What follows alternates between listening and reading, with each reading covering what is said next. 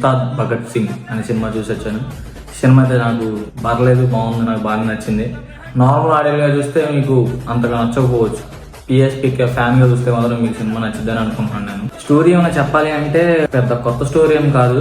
Starting regular మూవీస్లో చిన్నప్పటి నుంచి ఒక క్యారెక్టర్ ఉండడం, అతను ఒక ఆర్గనైజ్ అవ్వడం, దానికి ఒక పెద్ద మనిషి తోడవడం, అతను చదువుకోవడం అనే పాయింట్లో వెళ్ళిద్ది. మీరు ఈ సినిమాని దృష్టిలో పెట్టుకోవాల్సింది ఏంటి అంటే, ఈ సినిమాను ఫస్ట్ వాళ్ళు లాస్ట్ టైం ఎలక్షన్ అప్పుడు రిలీజ్ చేద్దాం అనుకున్న సినిమా అది.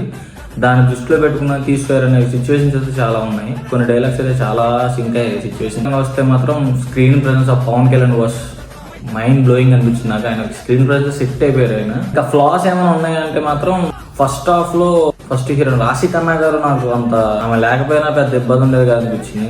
హరిశంకర్ గారు డిసప్పాయింట్ చేశారా లేదా భయ్యా అంటే మాత్రం నన్నైతే చేయలేదు.